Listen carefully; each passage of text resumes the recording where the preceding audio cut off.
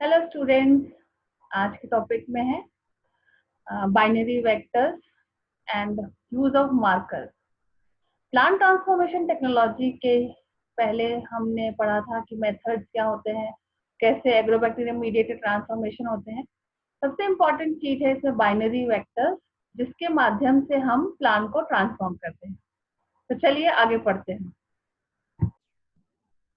आज के टॉपिक के कंटेंट्स है इंट्रोडक्शन, जिसमें हम पढ़ेंगे वेक्टर्स, वेक्टर्स क्या होते हैं, फिर बाइनरी वेक्टर्स, उसके एडवांटेजेस, बाइनरी वेक्टर्स बनाने के लिए स्ट्रैटेजी। फिर प्लांट ट्रांसफॉर्मेशन में सबसे महत्वपूर्ण बात है जो जीन हमने ट्रांसफर किया है या वह इंटीग्रेट हुआ है कि नहीं और एक्सप्रेस किया है कि नहीं।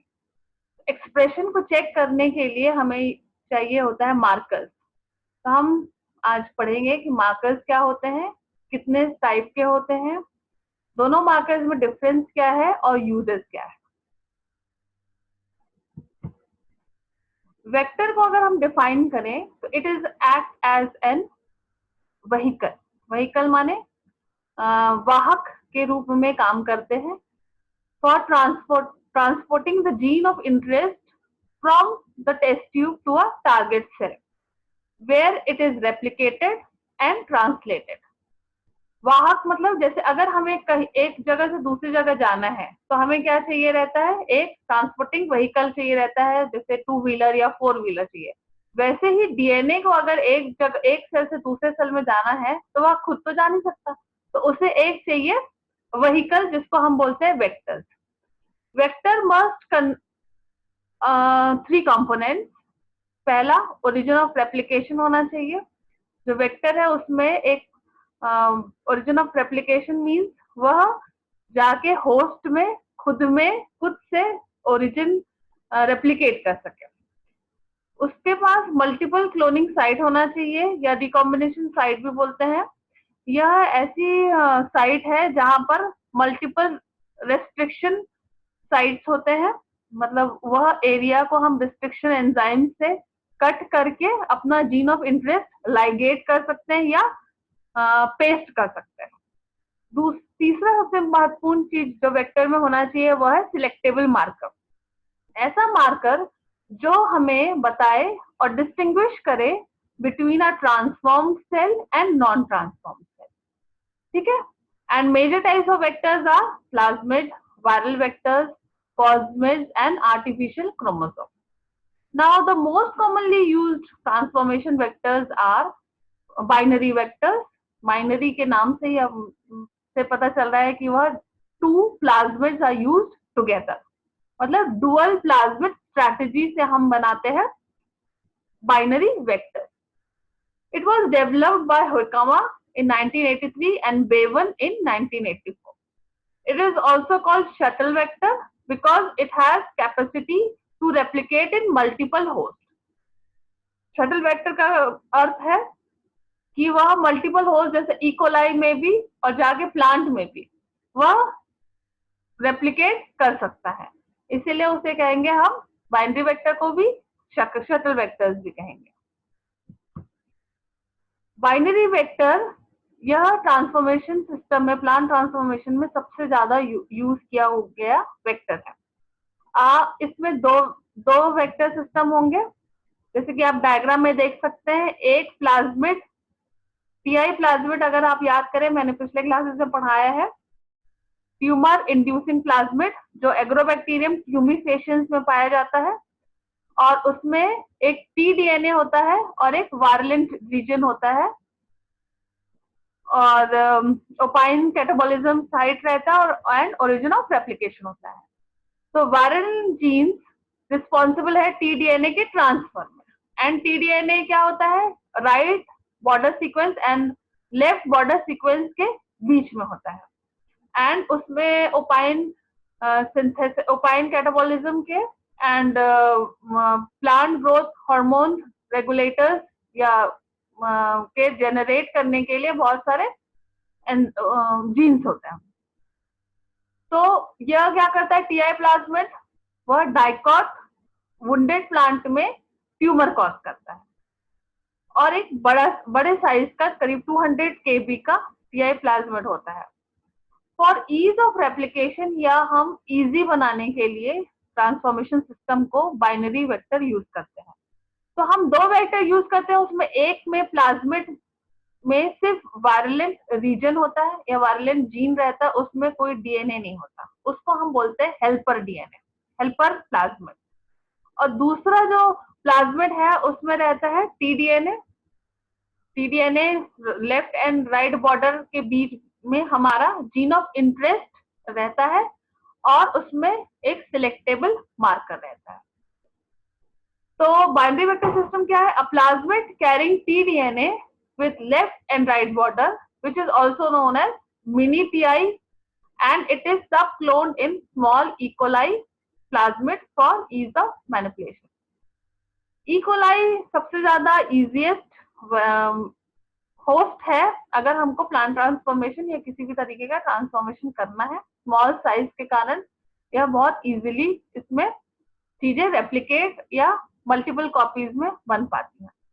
T-DNA of mini TI can be introduced in agrobacterium strain carrying TI plasmid, which is containing only Vir region, जिसको मैंने बताया helper TI plasmid बोलेंगे। The Vir genes function in trans। अगर आप TI plasmid ओरिजिनल देखें तो वायरलेंट gene और T-DNA अगल बगल है, तो उसको हम क्या बोलेंगे? सिस एक्टिंग। पर क्योंकि यह दूसरे प्लाज्मिड में है तो इसको हम बोलेंगे trans acting. Trans-acting function of virulent gene which helps in transfer of recombinant tDNA into plant genome.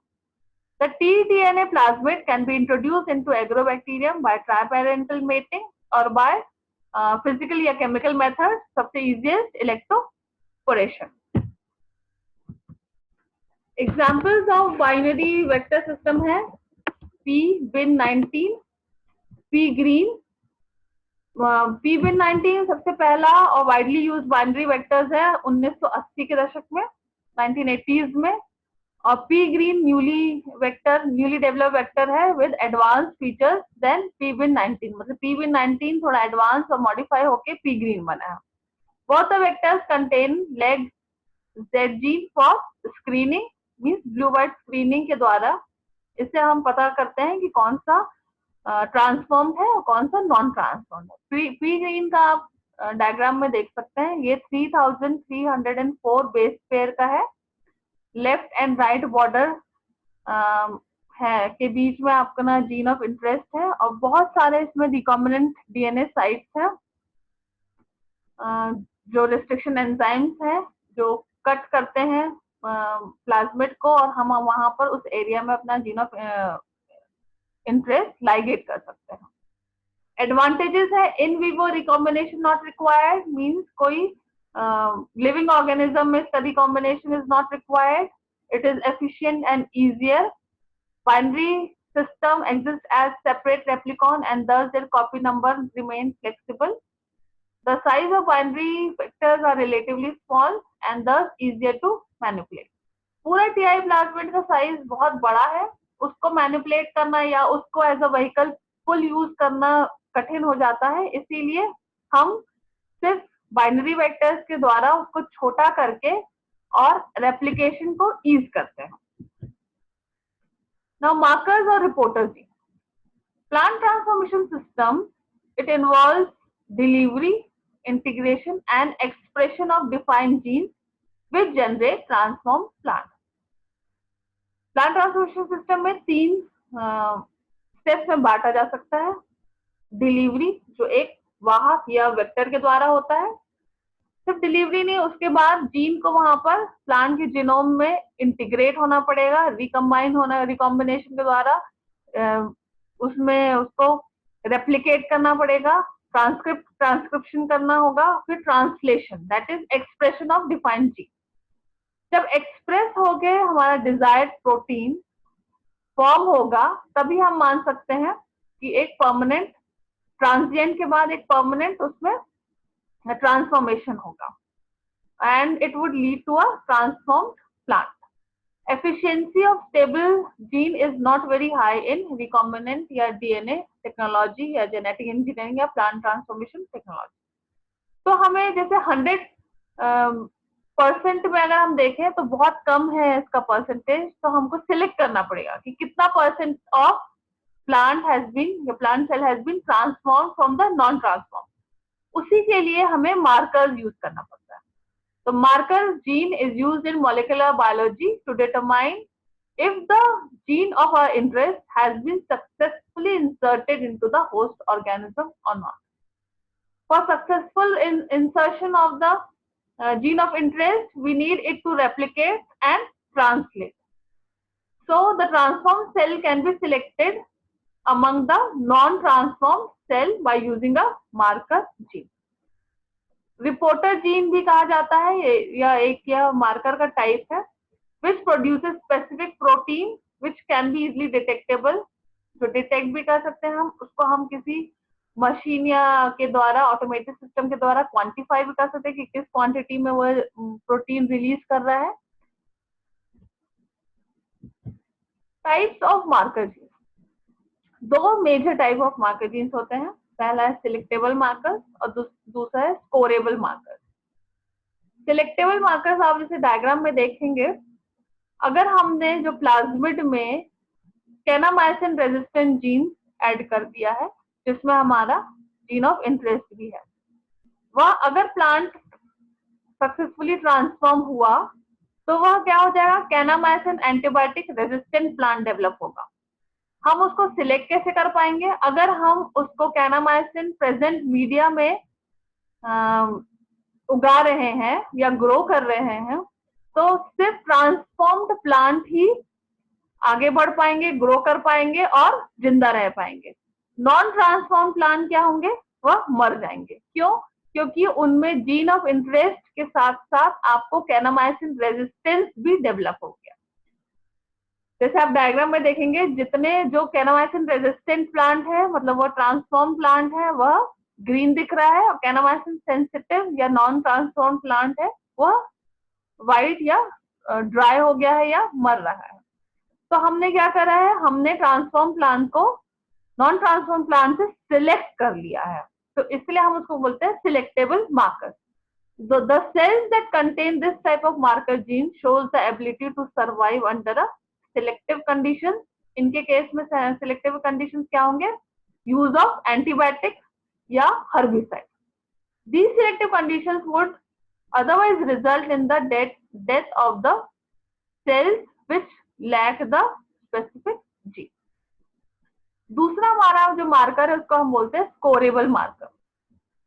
Diagram में आप देख सकते हैं, स्कोरेबल मार्कर जो ग्लो कर रहा है ग्रीन, उसमें हमारा जीन ऑफ इंटरेस्ट के साथ हमने GFP protein, green fluorescent protein का जीन यूज किया है, और वह प्लांट क्योंकि वह ट्रांसफॉर्म्ड हो गया है जीएफपी के द्वारा या फ्लोरेसेंट के द्वारा ग्लो कर रहा है। नॉन ट्रांसफॉर्म प्लांट नॉर्मल है। Expression of this kind of marker results in quantifiable phenotype.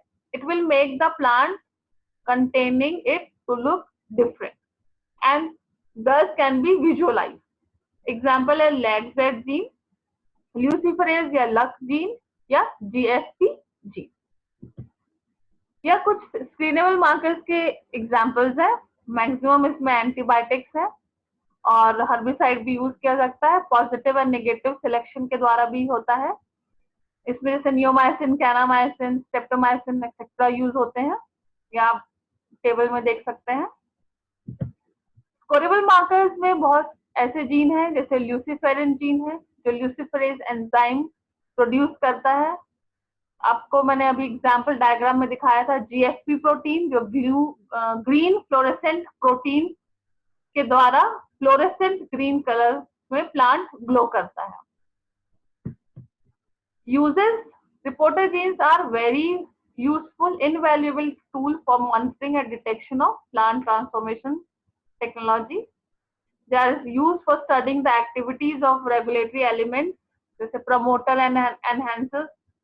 आगे हम और पढ़ेंगे इसके बारे में। अगर हमें एक्सप्रेशन को इंक्रीज करना है तो हम कभी कभी जीन ऑफ इंटरेस्ट के साथ ऐसे जीन भी यूज कर सकते हैं या ऐसे रेगुलेटरी एलिमेंट्स यूज कर सकते हैं जो एक्सप्रेशन को एनहांस करें by using enhancer and promote करें. Reporter gene can be used to assay the expression of gene of interest, which is normally difficult to quantitatively assay. Quantitatively अगर हमको देखना है कि जीन ऑफ जो इंटरेस्ट है उसने एक्सप्रेस कितने क्वांटिटी में किया है, तो हमें एक क्वांटिटेटिव एनालिसिस करना पड़ेगा जिसकी मदद रिपोर्टर जीन करता है हमारा. It can help in visualising the tissue if stably transgenic, useful for cellular and ecological study. Thank you so much. इस बारे में अगर आपको कोई भी क्वेरी है तो आप मुझे मेल आईडी में क्वेश्चन पुट अप कर सकते हैं. Thank you.